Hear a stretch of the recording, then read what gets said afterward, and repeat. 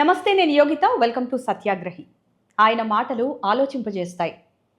అన్ని రంగాల్లో ఉన్నటువంటి స్వీయ అనుభవం కొంతైతే, ప్రభుత్వంలో ఎన్నో హోదాల్లో పనిచేసి ఆ తర్వాత ప్రజలకు సేవ చేసేందుకు వచ్చిన నేత ఆయన. ఒకసారి ఎమ్మెల్యేగా, ఆ తర్వాత నారాయణ ఫౌండేషన్ డెమోక్రటిక్ రిఫార్మ్స్ వ్యవస్థాపక సభ్యులుగా దేశానికి ఎంతో సేవ చేస్తున్నటువంటి డాక్టర్ జయప్రకాష్ నారాయణ గారు ఈరోజు మనతో ఉన్నారు. బడ్జెట్ నుంచి దేశ రాష్ట్ర రాజకీయాల వరకు ఆయనతో మాట్లాడదాం. నమస్తే సార్, ఎలా ఉన్నారు? నమస్తే Yugata, fine, thank you so much for giving us opportunity for Satyagrahi. దేశ ఆర్థిక మంత్రిగా 8వసారి నిర్మలా సీతారామన్ గారి బడ్జెట్ ఒక మధ్యతరగతి ప్రజల సెంట్రిక్గా వచ్చిందని అంటున్నారు. అయితే ఇచ్చిన రాయితీలు కానివ్వండి, ట్యాక్స్ బెనిఫిట్స్, మీరు ఎప్పుడు అంటుంటారు పేద మధ్యతరగతి ప్రజలకి ఆర్థికంగా ప్రయోజనం చేకూరే విధంగా ఉండాలి అని చెప్పేసి అంటూ ఉంటారు. సో ఓవరాల్గా చూసుకుంటే are you satisfied with this budget sir? మొట్టమొదటి యోగ్యత, మనం బడ్జెట్ నుంచి అద్భుతాలు ఆశించకూడదు. మనం ఏంటంటే ఆర్థిక మంత్రి ఒక పెద్ద మాంత్రికురాలని, వాళ్ళు ఏదో ఒక బడ్జెట్లో ప్రకటన ద్వారా దేశంలో అద్భుత మార్పు వస్తాం కూడా అలా అవ్వకూడదు. ఆచరణ సాధ్యంగా ఆలోచించినట్టయితే ఎంతకంటే మంచి బడ్జెట్ చేయడం అంత తేలికైన విషయం కాదు. చాలా ప్రతికూల పరిస్థితుల్లో అంతర్జాతీయంగా కొన్ని సవాళ్ళు ఎదురవుతున్నాయి. అమెరికాలో డొనాల్డ్ ట్రంప్ ఎన్నిక కావచ్చు, చాలా దేశాల్లో వాణిజ్యానికి అడ్డంకులు పెట్టి కాస్త మన దాంట్లో దేశాలు ఎదగడానికి అవకాశాలు తగ్గడం కావచ్చు. మన దేశంలో కొంచెం ఆర్థిక ప్రగతి వేగంగానే ఉన్న గతంతో పోలిస్తే కొంచెం తగ్గడం కావచ్చు. ఈ రకరకాల సవాళ్ల మధ్య ఆర్థిక మంత్రి చాలా సమన్వయాన్ని పాటించారు. అప్పుల భారాన్ని తగ్గించే ప్రయత్నం గత 3 ఏళ్ల నుంచి చాలా విజయవంతంగా చేశారు. ద్రవ్య లోటు అంటాం, అంటే మనకి వస్తున్న ఆదాయం కంటే ఖర్చు ఎక్కువ ఎంత అని చెప్పి అన్నది క్రమక్రమంగా తగ్గుతూ వస్తుంది. ఫిస్కల్ డెఫిసిట్ వచ్చే ఏడాది కూడా మంచి లక్ష్యం పెట్టారు, దాన్ని ఖచ్చితంగా నెరవేరుస్తారు. గత 3 ఏళ్ల అనుభవాన్ని చూసినట్టయితే రాష్ట్రాలకు వెళ్లే నిధులు పెరుగుతున్నాయి కానీ తగ్గటం లేదు. మొత్తం జాతీయ స్థాయిలో ప్రభుత్వానికి వచ్చేటువంటి మొత్తం ఆదాయంలో పన్నులు కానీ, పన్నులు కాకుండా ఇతరత్ర నాన్ ట్యాక్స్ రెవెన్యూ అంటాం, ఈ మొత్తంలో 53% రాష్ట్రాలకు వెళుతున్నది వివిధ రూపాల్లో. మూడోది, కొన్ని పెట్టుబడులు ఏమైనా తగ్గినాయా, అంత దుబారా చేస్తున్నారా? కాదు, రికార్డు స్థాయిలో 3వ సంవత్సరం వరుసగా పెట్టుబడులు పెంచారు. ఇవి చేస్తూ మధ్యతరగతికి బహుశా పెద్ద ఆర్థిక వ్యవస్థల్లో పెద్ద దేశాల్లో ఏ దేశంలో లేనంతగా పన్ను రాయితీ ఇచ్చారు. 12 లక్షల రూపాయలు, 12,75,000 రూపాయల దాకా పన్ను లేకుండా ఉండటం అన్నది చిన్న విషయం కాదు. మనం ఇప్పుడు అమెరికాతో పోల్చండి, చాలా విషయాలు అమెరికాను గురించి ఆలోచిస్తాం. అమెరికా డాలరు కాగితం మీద 80-85 రూపాయలకు సమానం, ఇప్పుడు 85 రూపాయలు అంటున్నారు ఇవాళ. కానీ వాస్తవానికి కొనుగోలు శక్తి రీత్యా 20 రూపాయలకు సమానం, కాస్త అటు. అంటే 12 లక్షల రూపాయలు అంటే $60,000 వేసుకోవాలి సంవత్సరానికి. అమెరికాలో ఆదాయం ఉంటే 22% పన్ను కట్టాలి. $10,000 లోపల, $11,000 లోపల ఉంటే 10%, $45,000-46,000 దాకా 12%, అది దాటితే $1,00,000 దాకా 22%. ఏ పెద్ద దేశంలోనూ కూడా ఇంత పన్ను రాయితీ ఈ స్థాయిలో మధ్యతరగతి లేదు. కాబట్టి ఖచ్చితంగా మధ్యతరగతి వర్గాలు సంతోషపడతాయి. సహజంగానే ప్రభుత్వం అటు దీర్ఘకాలిక ప్రయోజనాలను చూడాలి, ఇటు తాత్కాలిక సంక్షేమాన్ని చూడాలి, ఇటు ఓటర్లని పన్ను కట్టేవాళ్ళని సంతృప్తిపరచాలి. ఆ 3 గట్టి ప్రయత్నం జరిగింది. మరికొన్ని చేస్తే బాగుండేది, కానీ ఖచ్చితంగా మంచి బడ్జెట్, దాన్ని మనం అభినందించాలి. సో మీరు అన్నట్టు ఎన్నో ఆర్థిక సవాళ్ళని ఎదుర్కొని ఇలాంటి బడ్జెట్ అంతా కూడా ప్రిపేర్ చేస్తారు. సో మన దేశానికి ఉన్నటువంటి ఆర్థిక సవాళ్ళు ఏంటి? చైనాని తీసుకోండి మీరు, 30 ఏళ్ల పాటు ఏడాదికి 8% అద్భుతంగా ఎదిగారు. ప్రపంచ చరిత్రలో ఏ పెద్ద దేశమో అంత వేగంగా అంత కాలం పాటు ఎదగల. మనకంటే పేదరికంలో ఉన్న చైనా ఇవాళ మనకంటే 5 రెట్లు ఎక్కువ సంపత్తితో ఉంది. అమెరికా లాంటి దేశాన్ని ఈవేళ సమానమైన స్థాయిలో చూడగలుగుతుంది, ప్రపంచాన్ని గడగడలాడించగలుగుతుంది. ఆర్థిక పాఠవంతో కానీ, లేకపోతే సాంకేతిక శక్తితో కానీ, ఈ 2 కారణంగా మిలిటరీ శక్తితో కానీ మనకిప్పుడు ఆ అవకాశం మెండుగా ఉంది. ఈ వచ్చే 20-15 ఏళ్ళు సరిగ్గా ఉపయోగించుకున్నట్టయితే. కానీ ఇందాక నేను చెప్పినట్టుగా అంతర్జాతీయంగా ఆనాడేమో స్వేచ్ఛా వాణిజ్యం, ఎగుమతులకి ఆంక్షలు ఉండేవి కాదు, పేద దేశాలు పెరగడం కోసం ప్రోత్సహించేవాళ్ళు. ఓ పక్కన అది ఉంటే ఈవేళ అది తగ్గిపోయింది. అంతర్జాతీయంగా ప్రతి దేశం నా సంగతి నేను చూసుకుంటాను, మిగతా దేశాలు నాకు అనవసరం చెప్పే పరిస్థితికి వచ్చినాయి. దానికి తగ్గట్టు మన దేశంలో అంతర్గతంగా మనకు కొన్ని స్ట్రక్చరల్ ప్రాబ్లమ్స్ అంటాం, అంటే ఆర్థిక మంత్రి బడ్జెట్తో మార్చేవి కాదు, ఒక రోజున ఒక గంటలో పోయేవి కాదు. స్ట్రక్చరల్ మౌలికమైన సమస్యలు అప్రకృతంగా మీరు ఉన్నాయి. ఉదాహరణకి చదువు అంటే బోల్డంత మోజున్న మన దేశంలో విద్య ఇంత చండాలంగా ప్రపంచంలో ఎక్కడా లేదు. పేరు కాగితాల మీద పరీక్షలు, మార్కులు, ర్యాంకులు, పాస్ అవటాలు, డిగ్రీలు తప్ప 180 మందికి కనీస పరిజ్ఞానం లేకుండా విద్యని నాశనం చేశాం. పూర్తిగా స్వయంకృత అపరాధం, పిల్లలు తప్పు కాదు. తల్లిదండ్రులు తప్పు కాదు, ఒకటి అలా ప్రభుత్వాల and ఇంకోటి వ్యాపారం కూడా అయిపోయింది కదా. అది ఒక పద్ధతి. ఇప్పుడు వ్యాపారమైన ముందు చదువుంటూ వస్తే, విద్య అంటూ వస్తే, మేధస్సు వికసిస్తే సమాజంలో సంపద పెరుగుతుంది. ఆ వ్యాపారం కాకుండా దానికి డబ్బులు వెళ్దాం అది చూద్దాం. అసలు విద్య రావట్లేదు. కరెక్ట్. విద్యని డబ్బుతో కొనుక్కున్న విద్య రావట్లేదు 180 మందికి. ఆధునిక యుగంలో ఆర్థిక ప్రగతి, విద్య రెండు కలిసి ఉంటాయి. మంచి నైపుణ్యం, విద్య అంటే నైపుణ్యం. ఇవాళ కూడా ప్రధానమంత్రి గారి ప్రకటన ఒకటి పత్రికల్లో చూశాను. డిగ్రీలు కాదు, డిగ్రీల కంటే నైపుణ్యం ముఖ్యమని. ఆ నైపుణ్యం, విద్య అన్నది కేవలం కాగితం కాదు. విద్య ద్వారా నైపుణ్యం, ఎలాంటి నైపుణ్యం? సంపద సృష్టించే నైపుణ్యం. సంపద ఏమిటి? సమాజంలో 10 మందికి అవసరమైన వస్తువుల్ని, సేవల్ని ఉత్పత్తి చేసే శక్తి. అది లేని విద్య నిరర్థకమైనది. రెండోది, ఆరోగ్యం అధ్వాన్నంగా ఉంది. గతంతో పోలిస్తే కొంచెం మెరుగుపడ్డా కూడా ఏడాదికి 5-5.5 కోట్ల మంది ఈ దేశంలో ఆరోగ్యం సరిగ్గా అందక సంవత్సరం మొదట బేదలు కాని వాళ్ళు సంవత్సరం చివరికి బేదలైపోతున్నారు. ప్రపంచంలో ఎక్కడ కూడా అనారోగ్యం పరిస్థితి ఇంత దారుణంగా లేదు. మూడోది, మౌలిక సదుపాయాలు చాలా కాలం నిర్లక్ష్యం చేశాం. ఈ మధ్యకాలంలో గట్టి ప్రయత్నం జరుగుతుంది. నేషనల్ హైవేస్ కావచ్చు, టెలిఫోన్లు వచ్చినాయి ఇప్పుడు, అలాగే విద్యుత్తు కావచ్చు. కానీ ఇప్పటికి కూడా ప్రపంచ ప్రమాణంతో పోలిస్తే మనం అంత బ్రహ్మాండంగా లేం. మనం గతంతో పోలిస్తే బాగుంది, కానీ మనం చైనాలాగా ఎదగాలనుకుంటే చైనాలో ఒక్క పోర్టు భారతదేశంలో అన్ని పోర్టుల మొత్తానికంటే ఎక్కువ. ఏ రంగం చూసినా కూడా ఇంకా మనం చేయాల్సింది చాలా ఉంది. నాలుగోది, మనకి ఆర్థిక క్రమశిక్షణ పూర్తిగా లోపించింది. చాలా రాష్ట్రాల్లో రేపన్నది లేనట్టుగా ఎన్నికల్లో గెలుపు కోసం అని చెప్పని ఎంత ఖర్చు అయినా సరే పిల్లల మీద అప్పుల భారం పెట్టి సంపద పెంచకుండా, ఆస్తులు పెంచకుండా దేశాన్ని సర్వనాశనం చేసే ప్రయత్నం కొనసాగుతుంది రాజకీయ లబ్ధి కోసం అని చెప్పని. 3 అంకెలు మీరు తీసుకుంటే మన సమస్య అర్థమవుతుంది. ప్రపంచంలో ఏ దేశంలో వీటిలో ఒక్క అంకె కూడా లేదు. మనకు మాత్రం ఈ 3 అంకెలు ఉన్నాయి. మొట్టమొదటిది, 100కి 90 మంది ఈ దేశంలో పనిచేసే వాళ్ళలో 100కి 90 మంది అసంఘటిత రంగం, అంటే నెల జీతం, ఉద్యోగ భద్రత లేనివాళ్ళు, రెక్కాడితే కానీ డొక్కాడని వాళ్ళు, అల్పాదాయ వర్గాలు. ప్రపంచంలో ఏ పెద్ద దేశంలోనూ కూడా ఇంత పెద్ద సంఖ్యలో అసంఘటిత రంగం లేదు. రెండో పెద్ద అంకె, ఇప్పటికి కూడా 65% గ్రామాల్లో ఉన్నారు. G20 దేశాల్లో కానీ పెద్ద దేశాల్లో కానీ ఇంత తక్కువగా పట్టణీకరణ ఎక్కడ లేదు. ఆధునిక యుగంలో పట్టణీకరణ, ఆధునికీకరణ, ఆర్థికాభివృద్ధి ఇప్పుడు కలిసి ఉంటాయి. మూడోది, 46% పనిచేసేవారు ఈ దేశంలో ఇప్పటికీ వ్యవసాయం మీద ప్రధానంగా ఆధారపడి ఉన్నారు. ప్రపంచంలో ఏ పెద్ద దేశంలోనూ కూడా 146 మంది వ్యవసాయం ఆధారపడేది లేదు. ఈ మూట్లో ఏ ఒక్క అంకె అయినా కూడా చాలా అసాధారణమైనది. ఈ 3 కలిసి ఉన్నాయి. అంటే చాలా తీవ్రమైనటువంటి సమస్యలు ఉన్నాయి. వాటిని ఎదుర్కోవటం కోసం దీర్ఘకాలికంగా దేశంలో రాజకీయంగా ఏకాభిప్రాయం, వ్యూహం లేకుండా ఏదో తాత్కాలికంగా ఎప్పటికప్పుడు మనం నడిపేస్తుంటే ఈ పూట ఓట్లు కావాలి, ఇవాళ ఎన్ని కావాలి, ఇవాళ అధికారం ఉంటే చాలా దేశం సర్వనాశనం పడలేదు అనుకున్నట్టయితే దేశ భవిష్యత్తు చాలా ప్రమాదంలో పడుతుంది. యా సార్, అంటే మీరు చెప్పినట్టుగా రాష్ట్రాలు అనేవి ఆర్థిక క్రమశిక్షణ అనేది పాటించకపోతే అది జాతీయ స్థాయిలో కొంచెం ఇబ్బందిగా మారే అవకాశం ఉంది కదా. ఇబ్బంది కాదు, పూర్తిగా పతనానికి దారితీస్తుంది. ఇప్పుడు పైసామే పరమాత్మ, ఎన్ని సిద్ధాంతాలు మాట్లాడినా కూడా ఒక వ్యక్తికి కానీ, కుటుంబానికి కానీ, లేకపోతే ఒక కంపెనీకి కానీ, ఒక దేశానికి కానీ డబ్బులు జాగ్రత్తగా క్రమశిక్షణతో, పొదుపరితనంతో ఉన్న డబ్బుల్ని జాగ్రత్తగా వాడుకుని సద్వినియోగం చేసుకుంటే భవిష్యత్తుని బాగు చేసుకుంటాం.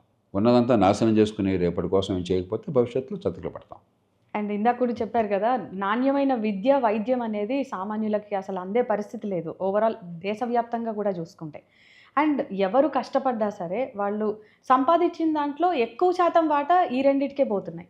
సో ఇక ఖర్చు పెట్టడం ఎలా అండ్ అసలు ఆర్థిక అభివృద్ధికి దోహదపడేది ఎలా? మంచి మాట చెప్పారు. ఇప్పుడు మీరు ఆటో డ్రైవర్ని అడగండి.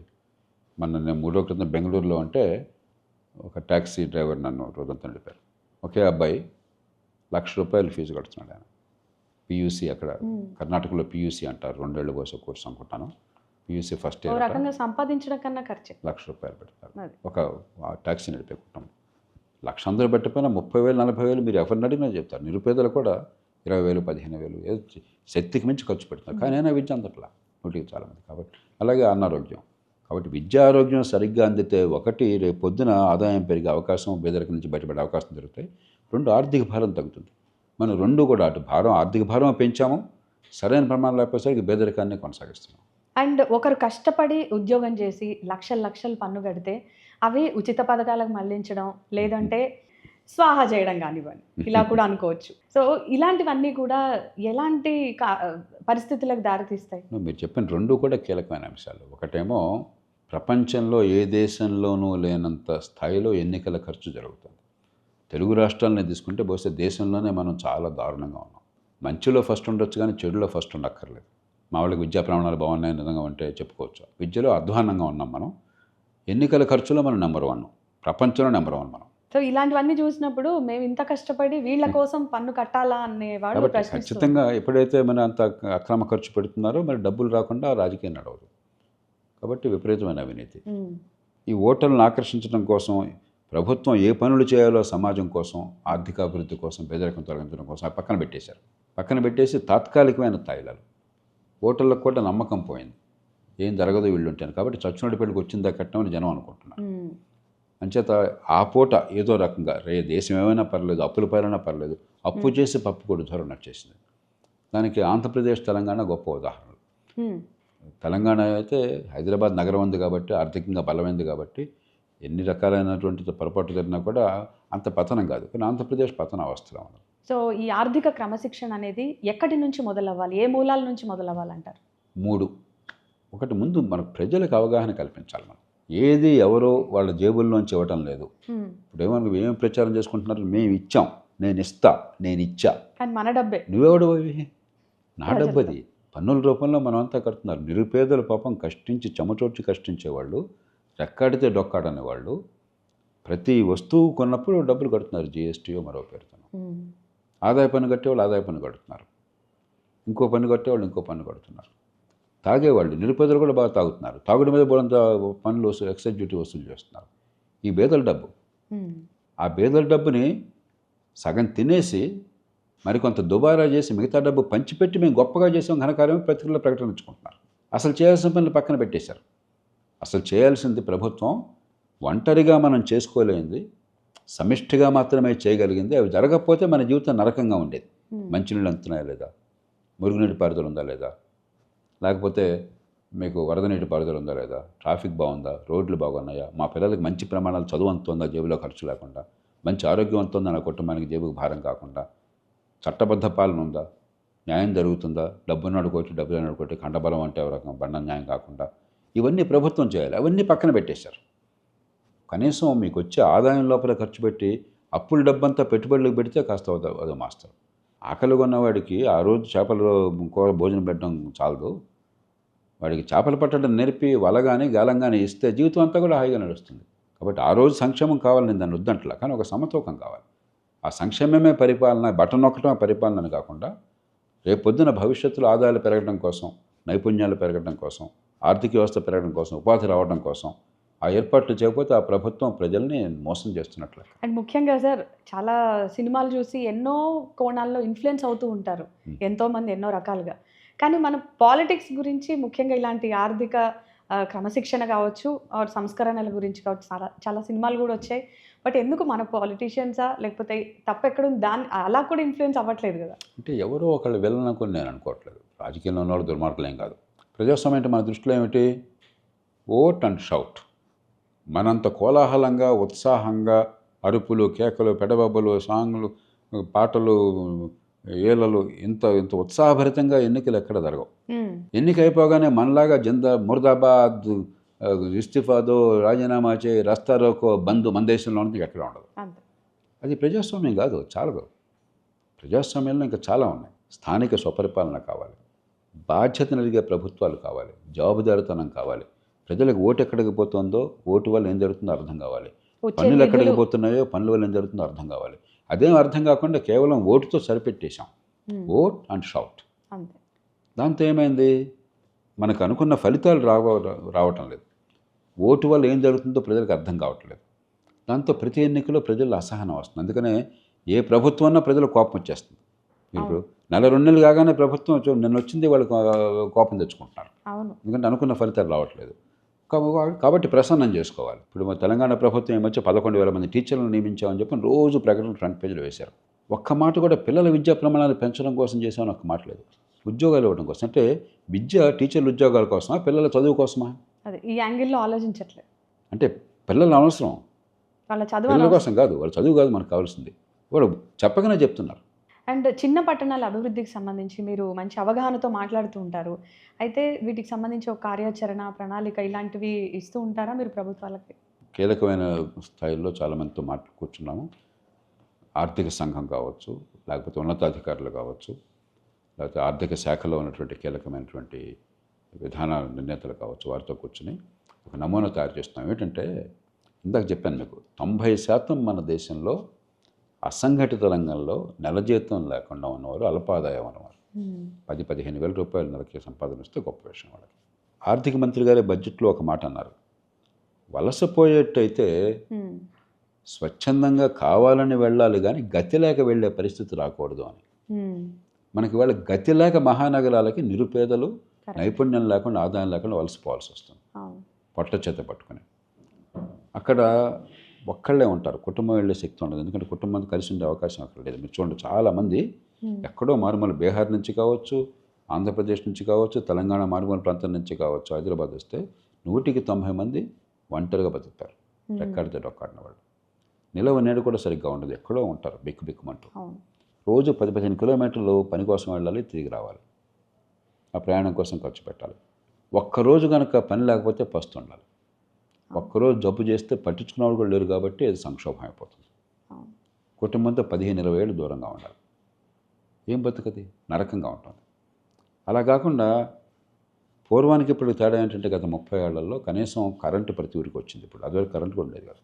మనం ఇప్పుడు ఈ రికార్డింగ్ జరుగుతుంటే ఆ రోజుల్లో 3 సార్లు కరెంటు పోయి ఉంటుంది 20 ఏళ్ళు. కనీసం ఇప్పుడు కరెంటు వచ్చింది, కొంతవరకు బాగుపడుతుంది. ఫోన్లు అందరికీ వచ్చినాయి. పూర్వం ఫోన్ అనేది అసలు ఊహించడానికి సాధ్యం కాదు సామాన్యులకి. టీవీ అన్ని చోట్ల ఉంది, డిజిటల్ టెక్నాలజీ, వైఫై అన్ని చోట్ల ఉంది.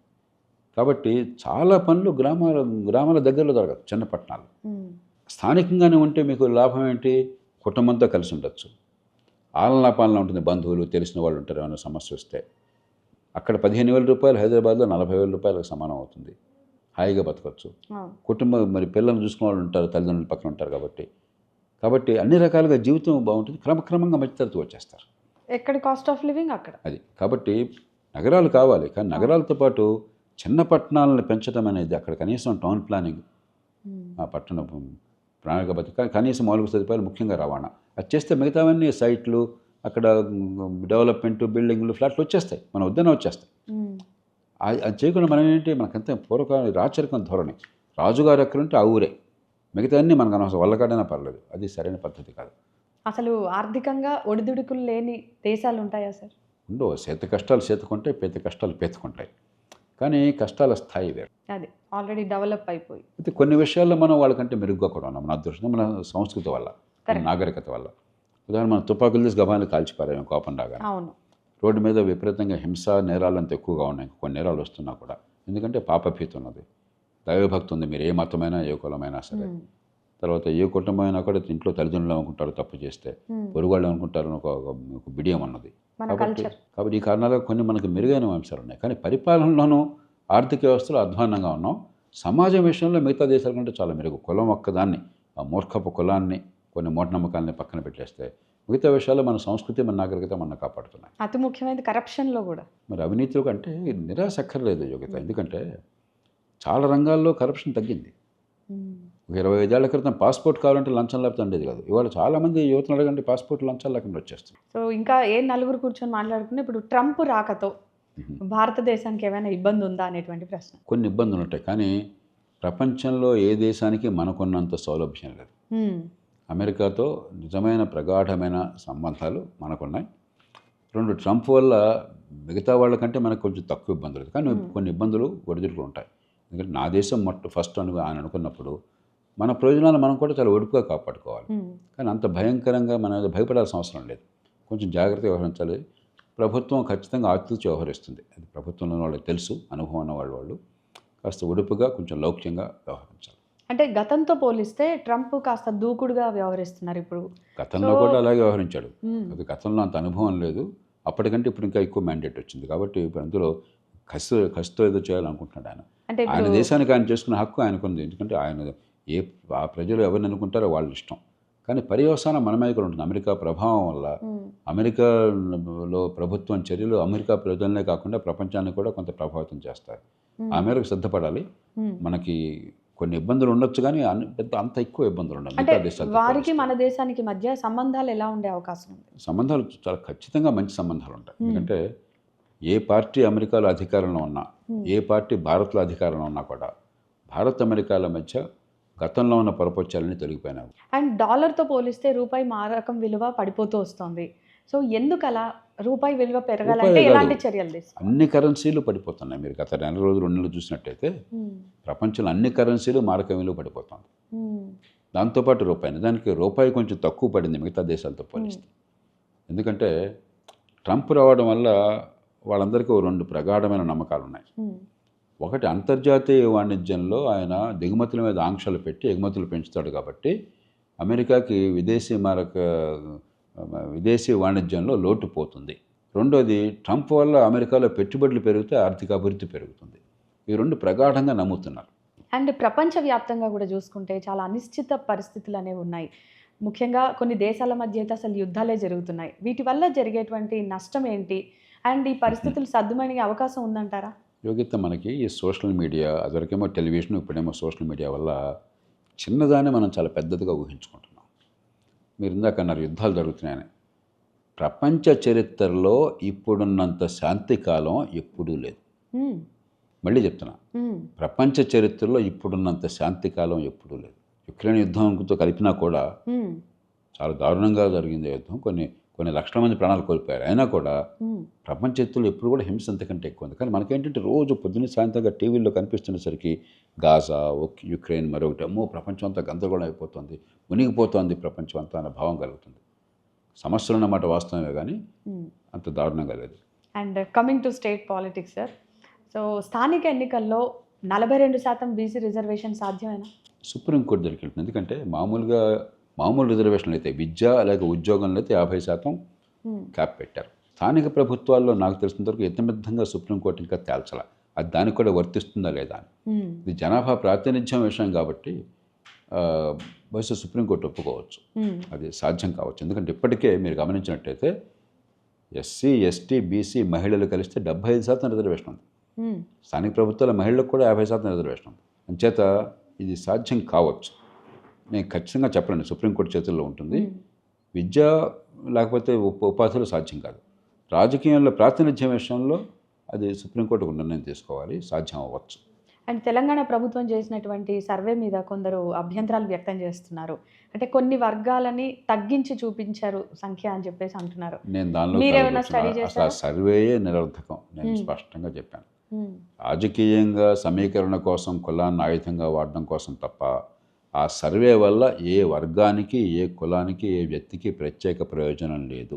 రిజర్వేషన్లు మన సమాజంలో అన్ని పార్టీలు ఏకాభిప్రాయంతో కలిసి వచ్చి అణగారిన వర్గాలు, పుట్టుకతో వశులైన వర్గాలకు రాయితీలు కల్పించాలన్న సంకల్పంతో ఏకగ్రీవంగా తీశారు. ప్రపంచంలో ఏ దేశంలో కూడా జరగల. రాజకీయాన్ని మనం బాగా తిడుతుంటాం, చాలా విషయాల్లో విమర్శకి కారణం ఉండవచ్చు. కానీ ఇదే రాజకీయం చాలా రంగాల్లో ప్రోగ్రెసివ్ లెజిస్లేషన్, అభ్యుదయాన్ని కోరేటువంటి చట్టాలని ఏకగ్రీవంగా చేశారు ఈ దేశం. అవి ఇప్పటిదాకా కొనసాగిస్తున్నాం. ఇప్పటిదాకా కొనసాగించాలనుకోలే. బాబాసాహెబ్ అంబేద్కర్ ఆ మాట చెప్పలేదు. ఎందుకంటే విద్యను బాగు చేస్తామని నమ్మాడు ఆయన. విద్యను నాశనం చేసి రిజర్వేషన్లు పెట్టి నటిస్తామని అనుకోలే ఆయన. ఇప్పటిదాకా కొనసాగిస్తున్న ఎవరు అభ్యంతరం పెట్టట్లా. కాబట్టి ఈ దేశంలో ఈ రిజర్వేషన్లు దీనివల్ల ఏం పెరగవు. ఎందుకంటే రాజ్యాంగం ప్రకారం ఆడ, మగ, కులం, మతం, ప్రాంతం ఏ తేడా లేకుండా అందరూ సమానం విద్యలో కానీ ఉపాధిలో కానీ. కానీ ఇది ఏమిటి, పుట్టుకతో వివక్ష ఉంది కాబట్టి కులం అన్నది విద్య లేక ఆర్థిక రంగాల్లో వెనకబడ్డ వర్గాలకి ప్రత్యేక రాయితీలు ఇవ్వచ్చును. ప్రత్యేక రాయితీలు ఇవ్వచ్చు, కానీ అసలు పూర్తిగా సమానత్వాన్ని తీసేమని అక్కడ లేదు. అసమానుల మధ్య సమానత్వం సాధ్యం కాదు కాబట్టి రాయితీలు అనుకున్నాం. అంతేగాని అసమానతను శాశ్వతంగా కొనసాగించమని చెప్పిన అక్కడ రాజ్యాంగంలో చెప్పాల. అందుకని సుప్రీంకోర్టు ఏమందంటే ఒక పక్కన సమానత్వాన్ని పాటించాలి, అందరినీ సమానంగా చూడాలి, మరో పక్కన కొన్ని వర్గాలకి రాయితీ ఇవ్వాలి. కాబట్టి 50% క్యాప్ అన్నారు, హేతుబద్ధమైన క్యాప్ అని. దాన్ని మార్చే అధికారం ప్రభుత్వాలకు ఎవరికి లేదు. కాబట్టి రిజర్వేషన్లనే పెరిగేది లేదు, తగ్గేది లేదు. ఏ కులంలో పుట్టినా కూడా వాళ్ళ ఆత్మగౌరవం, వాళ్ళ ఉనికి, బాబు లేకపోతే అమ్మ, నీ పుట్టుకను బట్టి కాదు, నీ కులాన్ని బట్టి కాదు, నీ ప్రతిభని బట్టి, నువ్వు పడే కష్టాన్ని బట్టి, నీ వల్ల 10 మంది జరిగే మంచిని బట్టి నీ గుర్తింపు ఉంటుందనే విశ్వాసాన్ని ఇవ్వాలా? లేకపోతే అనుక్షణం కులాన్నే గుర్తు చేసి కులం చుట్టే వాళ్ళ జీవితాన్ని తిప్పాలా? మనం ఎలాంటి సమాజాన్ని కోరుకుంటున్నాం? కాబట్టి ఈ కుల గణనకి ఏమాత్రం సామాజిక ప్రయోజనం లేదు. రాజకీయంగా వాళ్ళు ప్రయోజనం ఆస్తే పెట్టుకున్నారు అంతే. సో మీరు చెప్పేదాన్ని బట్టి రిజర్వేషన్ల వల్ల ప్రతిభావంతులకు అన్యాయం జరుగుతుందని అనుకోవచ్చు. నేను ఆ మాట ఒప్పుకోవట్లేదు. అణగారిన వర్గాలకి వివక్ష గురైన సమాజంలో ఖచ్చితంగా రిజర్వేషన్ల ఏర్పాటు కావాలి. ఓకే. కానీ అది శాశ్వత పరిష్కారం కాదు. నిజమైన పరిష్కారం మంచి ప్రమాణాల విద్య. భారతదేశంలో విద్య ఉన్నంత చండాలంగా ప్రపంచంలో ఎక్కడా లేదు, ప్రభుత్వ వైఫల్యం వల్ల. పిల్లలకి తెలివితేటలున్నా, తల్లిదండ్రులు త్యాగాలు చేస్తున్నా కూడా ఆ చదువే కనుక పాఠశాల స్థాయిలో అందినట్టయితే ఈ పాటికి రిజర్వేషన్లు అవసరం లేకుండానే పేద పిల్లలు, మరి కులవివక్ష గురైన పిల్లలు కూడా అందరితో పోటీ పడగలు ఉండేవాడు. అలా పోటీ పడే అవకాశం లేకుండా చేసింది మన పాలనా వ్యవస్థ, విద్యలో వైఫల్యం. అందుకని రిజర్వేషన్లు కొనసాగించాల్సిన అవసరం వస్తుంది. సో ఈ ఎస్సీ ఏబిసిడి వర్గీకరణ చేయడం కరెక్టేనా? ఖచ్చితంగా అవసరమే. ఎందుకంటే కులం కారణంగా వివక్ష ఉన్నది కాబట్టి కులం పేరుతో రిజర్వేషన్ కావాలని అంగీకరించాం కదా. అంటే అసలు ఈ రిజర్వేషన్ల అర్థం ఎలా మారిపోయిందంటారు? అంటే రాజ్యాంగం చెబుతోంది ఒకటి, జరుగుతున్నది ఒకటి అనడానికి మీరేం ఎగ్జాంపుల్ చెప్తారు? ఇప్పుడు అంబేద్కర్ ఆనాడు 10 ఏళ్ల పాటు అని పెట్టారు. ఉద్దేశం ఏంటి? తగాపడ్డ వర్గాలకి ప్రజాస్వామ్యంలో సమాన హక్కు ఉంది, మీకు ఓటు ఉంది అని చెప్తే చాలదు. మీ భవిష్యత్తుని మార్చడం కోసం మార్గాలు ఏర్పరుస్తున్నాం అనే విశ్వాసం కలగడం కోసం రిజర్వేషన్లు పెట్టారు. 10 ఏళ్ళు ఎందుకు పెట్టారు? ఈ లోపల వాళ్ళ జీవితంలో నిలబడడానికి, తలెత్తుకు తిరగడానికి తగిన ఏర్పాట్లు జరుగుతాయని నమ్మకంతో. అంటే ఏమిటి మార్గం? మంచి ప్రమాణాల విద్య. ఆధునిక యుగంలో అంబేద్కర్ ఉన్నారు, ఎవరో అక్కర్లేదు. అంబేద్కర్ పుట్టింది ఒక దళిత కులంలో, ఒక నిరుపేద కుటుంబంలో. కానీ దేశంలోనూ ప్రపంచంలో గర్వించే మేధావిగా వచ్చారు. ఎందుకు? ఏ రకంగా వచ్చాడు ఆయన? మంచి విద్య అబ్బింది ఆయనకి, మంచి విద్య అందింది ఆయనకి. ప్రతిభ సహజంగా ఉంది. ఆ విద్య అందరిది అనుకోండి, అంబేద్కర్కి మిగతా వాళ్ళకి తేడా ఉండేది కాదు. కాబట్టి అలా విద్య అందరికీ అందుతుందని నమ్మారు ఆయన. కానీ ఈనాటికి కూడా విద్య అందించడం మానేస్తాం. డబ్బులు ఖర్చు పెడుతున్నాం, వేల కోట్లు, లక్షల కోట్లు విద్య పేరుతో ఖర్చు అవుతున్నాయి. టీచర్లు పెట్టుకుంటున్నాం. ఆనాడు 70 రూపాయలు జీతం ఇస్తే వాళ్ళు 70,000 జీతం ఇస్తున్నాం టీచర్కి. 11,000 టీచర్లు పెట్టుకున్నాం అని చెప్పి ముఖ్యమంత్రి గారు ప్రకటనలు చేసుకుంటున్నారు. స్కూల్ బిల్లుని కట్టామంటున్నారు, వేల కోట్లు ఖర్చు పెడుతున్నారు. విద్య మాత్రం అందట్లేదు. విద్య అందకుండా వెనకబడుతున్న అట్లా పోతుంది. కాస్త కోస్త తల్లిదండ్రులు చదువుకున్న వాళ్ళైతే, కాస్త డబ్బు ఉంటే వాళ్ళు ఏదో తంటాలు పడి ఈ ప్రభుత్వ వైఫల్యం ఎట్లా ఉన్నా కూడా వాళ్ళ పిల్లల కోసం అని చెప్పని రాత్రి వాళ్ళు కన్నీళ్లు గార్చి ట్యూషన్లు పెట్టి ఇంట్లో కూర్చొని ఏదో నయాన భయాన్ని చెప్పుకుని వాళ్ళని కాస్త బేదిగా అవకాశాలు ఇస్తున్నారు. ఆ తల్లిదండ్రులకు చదువు లేకపోతే, డబ్బు లేకపోతే ఇక ఆ పిల్లలంతా నాశనం కావాల్సిందేనా? కాబట్టి రిజర్వేషన్లు కొనసాగడానికి కారణం పూర్తిగా ప్రభుత్వాల వైఫల్యం. మంచి ప్రమాణాల విద్యనే కనుక అందించినట్టయితే, ఎవరితోనైనా పోటీపడే అవకాశాన్ని పిల్లలకు కనిపించినట్టయితే మంచి విద్యతో, కాలక్రమేణా రిజర్వేషన్ గురించి చర్చ ఉండేది కదా అసలు. అండ్ ఇక ఎమ్మెల్యేల అనర్హత పిటిషన్ మీద మీరేం చెప్తారు? చట్టబద్ధమా కాదా? ఇవన్నీ మనకి ముసుగులో గుద్దులాట ఆడుతున్నాం. పార్టీ ఫిరాయింపులు దాన్ని నైతికంగా ఆపాలన్న కోరిక ఎవరికి లేదు. ఉన్నట్టయితే చట్టం ఇట్లా చేసేవాళ్ళు కాదు. వీళ్ళందరి ఉద్దేశం అధికారంలో ఉన్న పార్టీలోకి వలసలను ప్రోత్సహించాలి, అధికార పార్టీ నుంచి బయటకు వెళ్లకుండా నిరోధించాలి. అది చాలా విజయవంతంగా చేయగలుగుతున్నారు. ఎందుకంటే స్పీకర్ మీవాడు, ఏ పార్టీ ఉన్నా కూడా స్పీకర్ చేతుల్లో అధికారం పెట్టారు.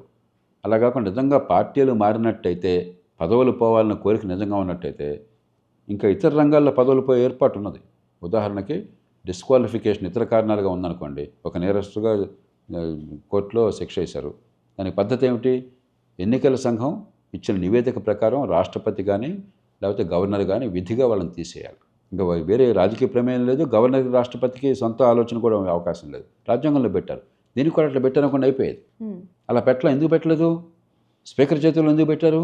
రాజకీయంగా లబ్ధి కోసం అని చెప్పాను. రెండవది, అన్నింటినీ ఫిరాయింపులు అనుకోకూడదు. కొన్ని సందర్భాల్లో ఏమవుతుంది, పార్టీల నాయకత్వం నిరంకుశంగా ఉండి పార్టీ సభ్యుల గొంతు నొక్కేసి మెజారిటీ అభిప్రాయం ప్రకారం పోకుండా వాళ్ళ శాశ్వతంగా పెత్తనం కొనసాగుతుంది. మహారాష్ట్రలో ఏమైంది? మీకు ఆనాడు బీజేపీ నుండి శివసేన కలిసి పోటీ చేసినాయి. అప్పటిదాకా సంకీర్ణ ప్రభుత్వాన్ని నడిపారు. కలిసి పోటీ చేసి కలిసి మేము ప్రభుత్వాన్ని ఇస్తామని మాట ఇచ్చి ఉమ్మడి మేనిఫెస్టోతో ప్రజల ముందుకు వెళ్ళారు, కలిసి నెగ్గారు. నెగ్గగానే శివసేన బయటకు వచ్చింది ముఖ్యమంత్రి పదవి కోసం చెప్పని. వేరే పార్టీలతో కలిసి ప్రభుత్వం ఏర్పాటు చేసుకున్నది. ఆ పార్టీలో చాలామందికి నచ్చలేదు. వాళ్ళు మంచివాళ్ళు చెడ్డవాళ్ళు అనవసరం, ప్రజాస్వామ్యంలో మెజారిటీ అభిప్రాయం కదా. మెజారిటీ ఇలా కాదు, బీజేపీతో కలిసి ఉందాం అన్నారు. కాదు, నా ఇష్టం, నేను చెప్పిన మాట వెళ్ళాలన్నారు. నాయకుడు అయితే మిగతా వాళ్ళని ఒప్పించాలి, లేకపోతే వాళ్ళు చెప్పింది, మెజారిటీ చెప్పింది వినాలి. లేదంటే నాయకత్వాన్ని తప్పుకొని ఇంకోటి నాయకత్వాన్ని ఇవ్వాలి. అంతేగాని మెజారిటీ మాట మీరు వినకుండా, మెజారిటీని ఒప్పించకుండా, మీకు మెజారిటీ లేకుండా నేను చెప్పిందే శిలాక్షణం లేకపోతే తీసిపారేస్తానని చెప్పంటే ప్రజాస్వామ్యం ఎక్కడ అవుతుంది? కాబట్టి పార్టీల్లో అంతర్గత ప్రజాస్వామ్యం ఉండాలి.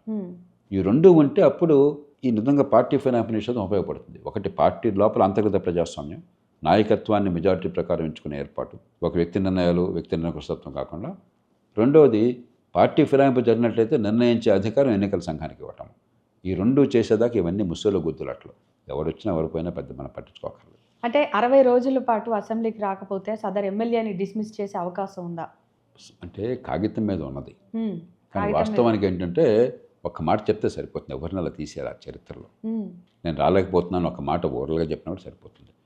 అంటే ఈ ఎమ్మెల్యేల అనర్హత అంశం ఇంకా కోర్టులో తేలట్లేదు కాబట్టి అసలు రాజ్యాంగం ఏం చెప్తుంది? రాజ్యాంగం చెప్తోంది స్పీకర్ నిర్ణయం అని చెప్పని. అంతే. ఎన్ని రోజుల్లో నిర్ణయం రాజ్యాంగం చెప్పాల. ఉమ్. అందుకని వీళ్ళు ఏం చేస్తున్నారు, వచ్చే ఎన్నికల దాకా వాయిదా చేస్తున్నారు. అప్పుడు గొడవ కాలం చెల్లిపోతుంది. సో చంద్రబాబు గారి ప్రభుత్వం వచ్చిన తర్వాత ఆయన ఇచ్చిన హామీల కన్నా విభజన హామీల మీద ఎక్కువ కాన్సన్ట్రేట్ చేస్తున్నట్టు అనిపిస్తోంది. మొట్టమొదట ఇప్పటికీ ఆంధ్రప్రదేశ్లో శక్తికి మించినటువంటి సంక్షేమ పథకాలు అమలవుతున్నాయి. అదనంగా అన్ని హామీలు ఇవ్వటం పొరపాటు. ఆర్థికంగా డబ్బు పైసా లేనప్పుడు ఆ హామీలు నెరవేరాలను కోరడం కూడా పొరపాటు. ఇప్పటికే చాలా పెద్ద ఎత్తున అందరికీ అందేటువంటి పెన్షన్లు అందరికీ పెంచారు. 4,000 రూపాయలు చేశారు మొట్టమొదటి వచ్చినది. దానివల్ల అదనంగా 10-15 వేల కోట్ల రూపాయల భారం పడుతుంది. మిగతావన్నీ దేశంలో ఎక్కడ రీతిలో ఆంధ్రప్రదేశ్ సంక్షేమ పథకాలు అమలవుతున్నాయి. మరికొన్ని హామీలు చేయాలంటే పైసలు ఉండాలి కదా. కాబట్టి అది సాధ్యం కాదు. పైసలు లేకుండా ఎవరు ఏం చేయలేరు. అక్కడ ప్రభుత్వం డబ్బులు ఖజానాలో ఉండాలి. రాష్ట్ర ప్రభుత్వాలకు ఇష్టం వచ్చిన అప్పులు చేసే అవకాశం లేదు. ఇప్పటికే ఇష్టం వచ్చిన అప్పులు చేశారు. 1,30,000 కోట్ల రూపాయలు బకాయిలు చెల్లించకుండా పెట్టేశారు, వెళ్ళిపోయారు. ఉద్యోగులకు జతపరిచారు కానీ, కాంట్రాక్టులకు ఇవ్వాల్సిన డబ్బులు కానీ, ఏమైనా వస్తువులు కొనుగోలు చేస్తే ప్రభుత్వం వాళ్ళకి డబ్బులు కానీ 1,30,000 కోట్లు ఇవ్వకుండా చేతులైతే చెల్లిపోయారు. ఆ 1,30,000 కోట్ల రూపాయలు మన రాష్ట్ర ప్రజలు, మన దేశ ప్రజలు, వాళ్ళకి డబ్బులు అందాలి. సంక్షేమ పథకాలు అమలు కావాలి, జీతభత్యాలు ఇవ్వాలి. ఆ పైన అభివృద్ధి కోసం డబ్బులు కేటాయించాలి, పెట్టుబడులు పెట్టాలి. ఈవేళ అప్పు చేసినా కూడా రోజువారీ ఖర్చుకు చాలినంత అప్పులు చేసి పెట్టారు. వడ్డీల భారం విపరీతంగా పెరుగుతుంది. కాబట్టి ఇక అదనంగా సంక్షేమాన్ని ఆంధ్రప్రదేశ్ ప్రజలు ఆశించడం ఎక్కడి నుంచి వస్తాయి? అసలు హామీలు ఇచ్చి అధికారంలోకి రావడాన్ని సమర్థిస్తారా మీరు? నేను పూర్తిగా వ్యతిరేకం. నేను ఆనాడే చెప్తున్నాను. నేను అందుకనే అసలు సంక్షేమం వద్దని ఎవరు అనలేరు. సంక్షేమానికి అభివృద్ధికి సమతూకం కావాలి. మనకు పార్టీలు ఏమవుతున్నాయి, ఎన్నికల్లో ఓడిపోతామన్న భయంతో, లేకపోతే గతంలో ఉన్నవాళ్ళు కొనసాగితే మరింత ప్రమాదం జరుగుతున్నటువంటి ఆందోళనతో, ఏదో రకంగా ప్రజలకి మీరు మాటలు ఇచ్చేసి వచ్చేద్దాం, తర్వాత చూద్దామని చెప్పిన భావం కావచ్చు. రకరకాల కారణాల వల్ల ఈ రకంగా అధికమైన ప్రామిస్ చేస్తున్నారు. కొన్ని రాష్ట్రాలు బాధ్యతతో చేస్తున్నాయి. ఉత్తరప్రదేశ్ చూడండి, సంక్షేమాన్ని సమర్థంగా అమలు చేస్తున్నారు. అదే సమయంలో 78,000 కోట్ల రూపాయల మిగులు రెవెన్యూలో ఉందంటే వాళ్ళకి వచ్చే రోజువారీ ఆదాయంలో ఈ ఖర్చులు సంక్షేమం పాను 78,000 కోట్ల రూపాయలు మిగులుంటే ఆ మిగులు ప్లస్ అప్పు చేసుకొచ్చిన డబ్బు మొత్తం పెట్టుబడులు పెడుతున్నారు. ఒరిస్సా చూడండి, మన పక్కన రాష్ట్రం 38,000 కోట్ల రూపాయల మిగులు. దేశంలో ఆర్థికంగా అత్యంత సౌష్ఠవంగా నడుస్తున్న రాష్ట్రం ఒరిస్సా. గుజరాత్ చూడండి, మహారాష్ట్ర ఈ మధ్య వాళ్ళు సంక్షేమాన్ని కొంచెం పెంచారు ఎన్నికల్లో. కానీ మహారాష్ట్రకి మనకి పోలిక తెలుగు ప్రజలకు అర్థం కావాలి. మహారాష్ట్ర మనకంటే తలసరి ఆదాయం చాలా ఎక్కువ ఉన్నది రాష్ట్రం. మనకి ఆంధ్రప్రదేశ్లో 50-60% అప్పుల భారం ఉంటే ఇది స్థూల ఉత్పత్తిలో మహారాష్ట్రలో 20%, 25% దగ్గర ఉన్నది. 21% దగ్గర ఉన్నది. కానీ మహారాష్ట్రలో మొన్నటిదాకా 1,000 రూపాయలే వాళ్ళు ఇచ్చినటువంటి ఓల్డేజ్ పెన్షన్, వృద్ధాప్య పెన్షన్ మనకు 4,000 రూపాయలు ఉండగా ఎన్నికలకు ముందు 1,500కి పెంచారు. పత్రికలన్నీ జనాకర్షణ అన్నారు. మనం 4,000 ఇస్తున్నాం డబ్బులు లేకుండా. మనకంటే చాలా డబ్బు ఉన్నవాళ్ళు 1,500 ఇస్తే పత్రికలన్నీ కూడా చాలా జనాకర్షణ అన్నారు. ఎలక్షన్లో నెగ్గితే 2,100 చేస్తామన్నారు. ఇప్పటికి కూడా మనం 4,000 దగ్గర ఉన్నాం, వాళ్ళు 2,100 చేస్తాం అంటున్నారు. కానీ ఆర్థికంగా మనకంటే చాలా బలంగా ఉన్నారు. కాబట్టి సంక్షేమం వద్దని ఎవరు అనరు. కానీ సంక్షేమం, అభివృద్ధి, పెట్టుబడులు సమతూకం, ఆ సమతూకం కావాలి. సో మీలాంటి మేధావులు ముఖ్యంగా రాజకీయాలకి పనికిరారనా దూరంగా ఉన్నారు, కేవలం సలహాలకు మాత్రమే పరిమితం అవుతున్నారు. ఇప్పుడు ఈ దేశంలో మధ్యతరగతి వర్గాన్ని, పట్టణీకుల్ని, యువతని, రాజకీయాన్ని పట్టించుకోండి అని చెప్పని పిలుపునిచ్చిన వాడిని నేను. గత 40 ఏళ్ల చరిత్రలో స్వతంత్ర 77 తర్వాత ఒక పెద్ద ఉద్యమాన్ని నిర్మించి ఈ వర్గాన్ని ఈ దేశంలో తీసుకొచ్చింది నేను. ఒక రాజకీయ పార్టీ నా కారణంగా తర్వాత పెట్టింది నేను. ఎన్నికల్లో పోటీ చేసింది నేను. నేను రాజకీయాన్ని దూరంగా ఉండమని నేను చెప్పను కదా. ఎన్నికల రాజకీయం ఇవాళ ఎలా ఉందో మనందరికీ తెలుసు. సో అది నేను రాజకీయ పార్టీ పెట్టిన కారణం అధికారం వస్తున్నాను కదా. మన ఎన్నికల వ్యవస్థలో అధికారం మూడో పార్టీకి దాదాపు అసాధ్యం. నాకు ఆ సంగతి పూర్తిగా తెలుసు. ఒక 10% ఓట్లు నిలకడగా వస్తాయి. యువత, మధ్యతరగతి కాస్త ప్రపంచాన్ని అర్థం చేసుకుని కులాలు, మతాలు, ప్రలోభాలు అన్నీ పక్కన పెట్టేసి నిలకడగా కనుక మౌలికమైన మార్పు కోసం 10% ఓట్లు వేస్తే సీట్లేం రాకపోయినా కూడా ఆ 10% బలాన్ని చూపెట్టి పార్టీల మెడలో ఉంచి మార్పులు తీసుకురావచ్చు. కానీ కేవలం 2% ఓట్లే వచ్చింది. హైదరాబాద్ నగరంలో 10%, 8-10% వచ్చింది. గ్రామ ప్రాంతాల్లో 1% వస్తే ఓవరాల్గా 2% ఓట్లు. 2%తో మీరు ప్రభావితం చేయలేరు. ఇది ఒక హైదరాబాదే కాదు, తమిళనాడు, కర్ణాటక, మహారాష్ట్ర, ఢిల్లీ అన్ని ప్రాంతాల్లో లోక్సత్తా కార్యకర్తలు విరోచితంగా పోరాడారు. కానీ వివిధ కారణాల వల్ల మా పరిస్థితులు అనుకూలంగా లేవు. అది లేనప్పుడు వృధా ప్రయాసం. అందుకని చెప్పి నేను ఎన్నికల రాజకీయాన్ని దూరంగా ఉన్నాను తప్ప నేను మాట్లాడేది ప్రతి రాజకీయం నేను చేస్తున్నది ఇది నిజమైన రాజకీయం. వాళ్ళు చేస్తున్నది రాజకీయం కాదు, అధికార క్రీడ. అది అధికార క్రీడ రాజకీయం కాదు. ఎవడు నెగ్గాడు పదవి కావాలని కోరేది రాజకీయం కాదు. మన వనరులు ఏమిటి, మన భవిష్యత్తు ఏమిటి, ఏ విధానాలు కావాలి, ఏం చేయాలి, మంచి చెడులు ఏమిటి లోతుగా అర్థం చేసుకుని పరిష్కారాన్ని సాధించేదో లేకపోతే సూచించేదో రాజకీయం. వాళ్ళ రాజకీయం అది కాదు. వాళ్ళ రాజకీయం నాకు పదవి కావాలి, నేను దోచేసుకోవాలి, నేను పెద్దోడుగా కనిపించాలి, నా పేరు అక్కడ చాలా పలకమైన ఇది రాజకీయమా? అది నిజమైన రాజకీయం లోక్సత్తా చేస్తున్నది. అసలు రాజకీయంగా ఎదగాలంటే ఏం చేయాలి మీ మాటల్లో? అంటే ఎదగటం ఏంటి నిర్వచనం చెప్తే అప్పుడు చెప్తాను. రాజకీయంగా ఎదగాలి అంటే అంటే ఒక వ్యక్తిగా కావచ్చు.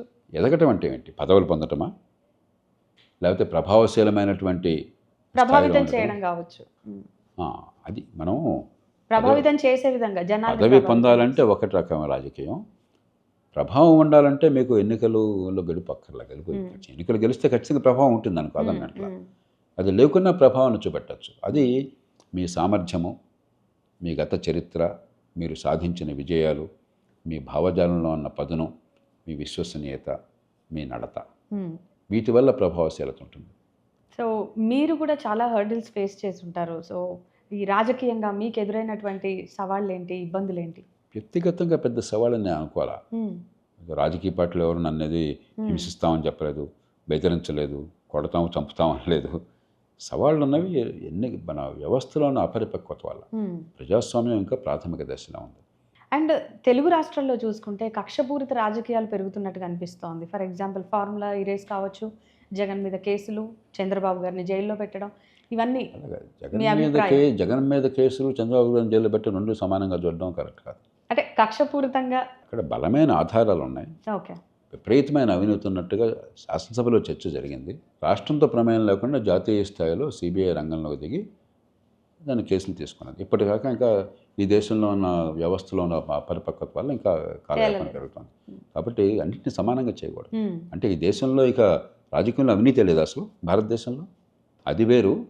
అలా కాకుండా మూర్ఖంగా రాజ్యాంగ నిబంధనలను ఉల్లంఘించి అరెస్టులు చేయడం వేరు. అండ్ ఉద్యమం ద్వారా తెలంగాణను సాధించి 10 ఏళ్ల పాటు ముఖ్యమంత్రిగా పనిచేసినటువంటి కేసీఆర్ గారి మీద మీ అభిప్రాయం? వ్యక్తుల గురించి నేను ఎక్కువ మాట్లాడను, కానీ ఖచ్చితంగా వారిని అభినందించాలి. ఒకటి, ఆ ఉద్యమం హింసకి పాల్పడకుండా ప్రజల ఆకాంక్షను బలంగా ప్రతిబింబించే ఏర్పాటు చేశారు. 2, అధికారంలోకి వచ్చాక 2 గొప్ప పనులు చేశారు. ఒకటి, ఆంధ్ర తెలంగాణ వైమనస్యాన్ని పూర్తిగా తొలగించి సామరస్య వాతావరణాన్ని తీసుకొచ్చారు.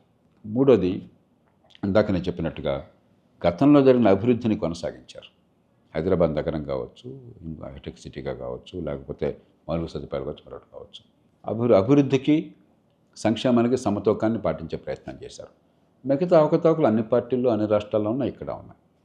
కుటుంబ పాలన, అవినీతి, అధికార కేంద్రీకరణ, అవి ఒకరి గురించి ప్రత్యేకంగా చెప్పక్కర్లా, కానీ కొన్ని విషయాల్లో మేలు జరిగింది. సో అమెరికా తర్వాత బ్రిటన్ కూడా వలస వచ్చిన వారు మళ్ళీ తిరిగి వారి దేశాలకు పంపించేస్తున్నారు, ఎలా చూడాలంటారు? అంటే రెండుకి సమస్య ఒకే రకంగా కనిపిస్తున్నా కూడా మౌలికంగా తేడా ఉంది. అమెరికాలో 1,20,00,000 మంది ఇతర దేశాల నుంచి డాక్యుమెంటేషన్ లేకుండా అక్రమంగా వలస వచ్చారని చెప్తారు. అందున అటు దక్షిణాన మెక్సికోతో ప్రధానంగా దక్షిణ సరిహద్దు నుంచి ప్రవేశిస్తారు, ఉత్తరాన కెనడా నుంచి కొద్దిమంది ప్రవేశిస్తారు. బ్రిటన్ ఒక ద్వీపం.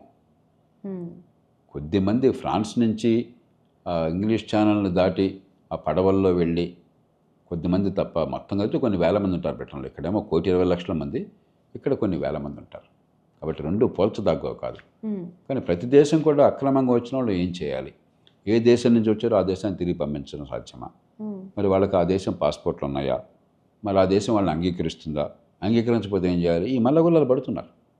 ఇప్పుడు భారతదేశం ఉంది, మా దేశం నుంచి అక్రమంగా ఇంకో దేశానికి పెడితే మేము వాళ్ళని స్వీకరిస్తాం, మా దేశాన్ని పంపించండి మనమే చెప్పాం.